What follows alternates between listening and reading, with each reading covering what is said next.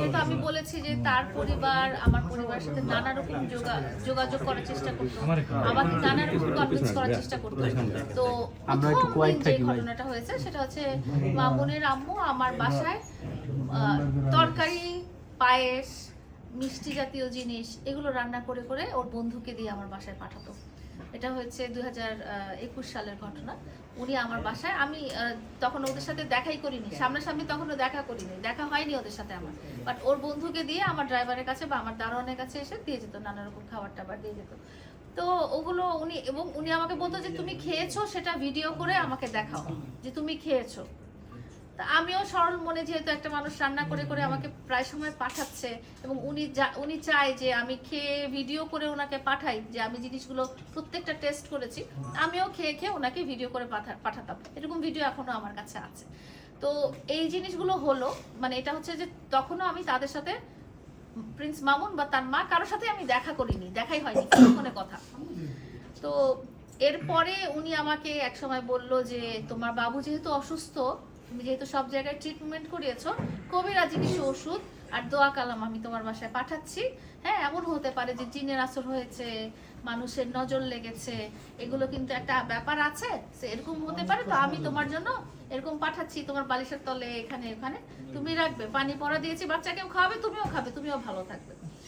তো যেহেতু বললাম না যে তখন তো আমার একটা ব্যাড সিচুয়েশন যাচ্ছে, তখন যে যেটা বলে, আমার বাচ্চা যেহেতু অসুস্থ, বাচ্চার জন্য যে যেটা বলে আমি সেটাই ট্রাই করি। যে কেউ বলে যে, যদি বলে যে এখন আপনি আমেরিকায় নিয়ে যান, আপনার বাচ্চার ওখানে ট্রিটমেন্ট হবে, আমি হয়তো আমার অনেক কিছু বিক্রি করে আমি হয়তো আমেরিকায় আমার বাচ্চাকে নিয়ে যাব।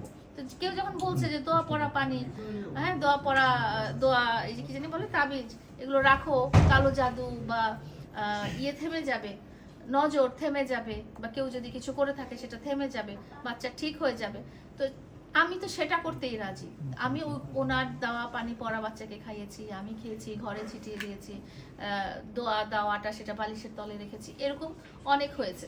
তো পরবর্তীতে দেখা গেছে কি যে এই ঘটনার 1 বছর পরে কিন্তু সে আমার বাসায় চলে আসছে, তারা সহ, মানে পরিবার সহ আমার বাসায় চলে আসছে, যেটা আসলে সম্ভবই না। মানে এই ঘটনাগুলোর আগে পর্যন্ত আমি তাদের সাথে কখনো সামনাসামনি দেখাই করিনি।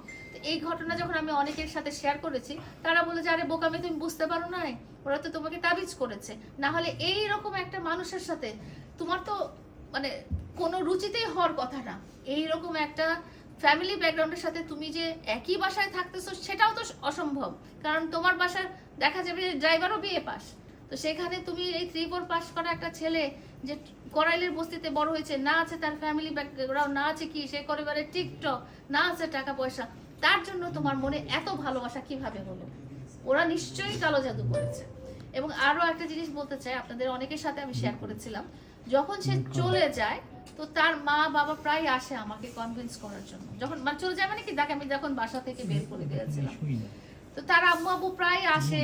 এখন আমি মানা করতে পারি না, যেহেতু মুরব্বী মানুষ, এত বছর আমার সাথে সম্পর্ক ছিল, মানা করতে পারিনি যে আপনারাও আমার বাসায় আসবেন না। তো এরকম এরকম ঘটনার মধ্যে আমি দেখতে পাই যে এই যে দরজাটা আমার বাসার পিছনে মেইন ডোর, এই ডোরের উপরে একটা সিটকিনি আছে। আপনারা জানেন যে আমার বাসার দরজা কখনো লক হয় না, সবসময় খোলাই থাকে। ওই সিটকিনির মধ্যে একটা তাবিজ তারা পেঁচায় রেখে গেছে পর্যন্ত। তো এইটাই হচ্ছে কথা, যে কালো জাদুর ব্যাপারটা আমি আসলে মানতে চাইতাম না, কিন্তু ঘটনাগুলো যেরকম ঘটেছে এবং আমি যখন 2-2-4 মিলাই, তখন আমার মনে হয় যে না, ওনারা অবশ্যই আমাকে কালো জাদু করেছে। আপনি যখন বুঝতে পারলেন যে আপনার কালো জাদু করেছে, কালো জাদু ছুটানোর একটা পদ্ধতিও আছে, তো